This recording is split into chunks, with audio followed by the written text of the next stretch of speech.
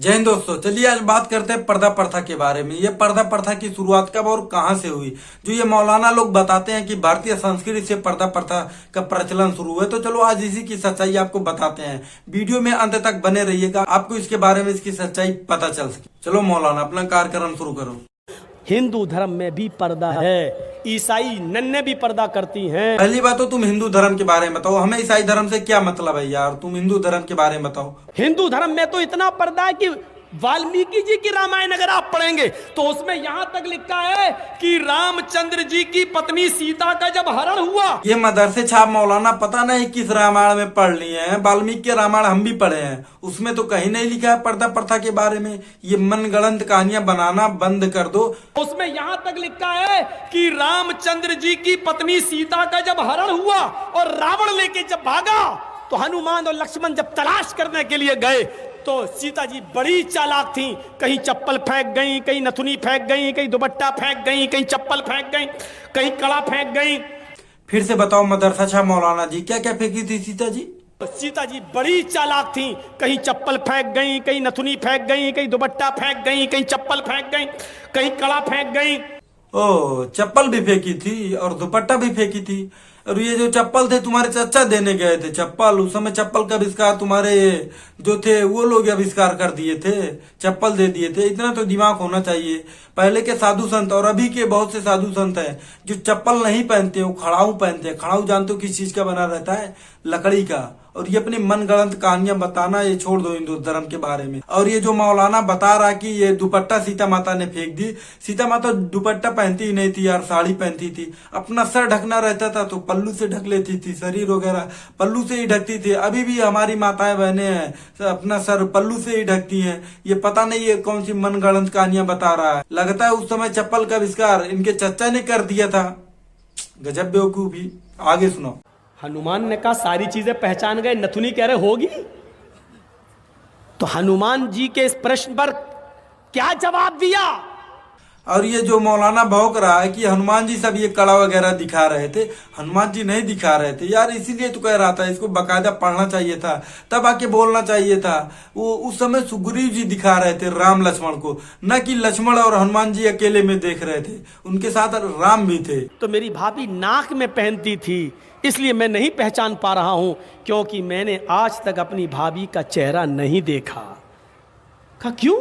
कह रहे वो मेरी भाई की पत्नी है सीता, मेरे भाई की राम की पत्नी है, मैं कौन होता हूं उसको देखने वाला। राम के छोटे भाई लक्ष्मण ने सीता का चेहरा नहीं देखा। आज भी बहुत सी सभ्य समाज की स्त्रियां जब ट्रेनों में हिंदू की सफर करती हैं तो आप देखिए साड़ी पहनकर ऐसे लंबा घूंघट ऐसे मार लेती हैं।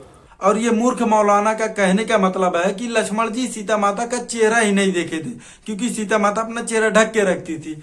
अरे भाई, सीता माता उस समय अपने चेहरा को कभी नहीं ढकती थी। अगर अपना ढकना रहता तो अपना सर ढकती थी, न कि अपना चेहरा ढकती थी। और लक्ष्मण जी सीता माता का चेहरा क्यों नहीं देखते थे? क्योंकि उनके पर आदर सम्मान मर्यादा थी, उनको इसलिए नहीं देखते थे उनका चेहरा।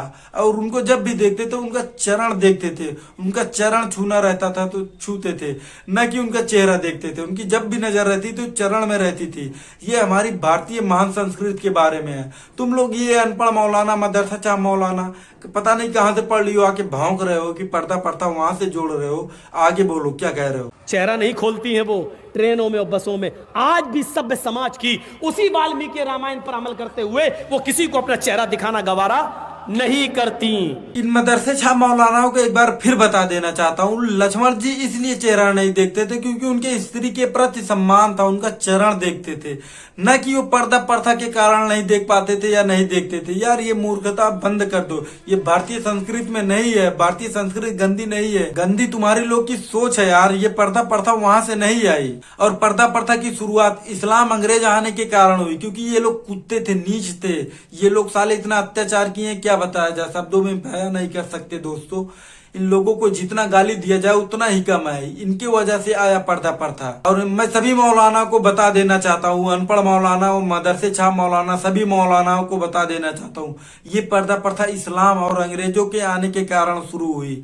यार गजब बात है। हमारे भारतीय संस्कृति में उठा के देख लो, स्त्रियों को कितना सम्मान रहता था, कितना सभी को बराबर सम्मान मिलता था। और तुम लोग अंग्रेज लोग और ये जो इस्लामी आए भारत में, ये लोग क्या करते थे, अपने बहन बेटी से, अपने चाची की बेटी से रेप करते थे, और यही आके हिंदुस्तान में भी कर रहे थे। यही है सच्चाई, और इन्हीं की वजह से पर्दा प्रथा शुरू हुआ था भारत में, और बाकी कोई वजह नहीं है। और ये भारतीय संस्कृति को गंदा करने की कोशिश न करें। दोस्तों, आप लोग जान गए होंगे कि ये मदरसे छाप मौलाना कैसे ज्ञान देते हैं और कैसे ये बताते हैं, भारतीय संस्कृति को बदनाम करते हैं। ये अपने संस्कृति के बारे में सच्चाई बता ही नहीं पाते, क्योंकि ये लोग अधिकतर साले नीच थे। ये अपनी ही बहन बेटियों के साथ गलत काम करते थे। ये हिंदू धर्म को चले हैं बदनाम करने के लिए। अरे यार, पहले अपना तो संभाल लो भाई, अपना तो सही कर लो, दूसरे को आ रहे हो बदनाम करने। बाकी हमसे कोई मतलब नहीं है किसी के बारे में क्या बोलना। जब ऐसे ज्ञान पेलोगे, गलत ज्ञान पेलोगे, तो तुम्हारे लोग का पेलाई तो होगा ही। और ये सब ज्ञान देना बंद कर दो, नहीं तो पेलाई तुम लोग की शुरू हो गई है। अब ऐसा ज्ञान देना और हिंदू धर्म को, भारतीय संस्कृति को, सनातन धर्म को बदनाम करना छोड़ दो। अपने औकात में आ जाओ। दोस्तों, वीडियो समाप्त करते हैं। वीडियो अच्छी लगी तो वीडियो शेयर करिएगा। जय हिंद, जय भारत।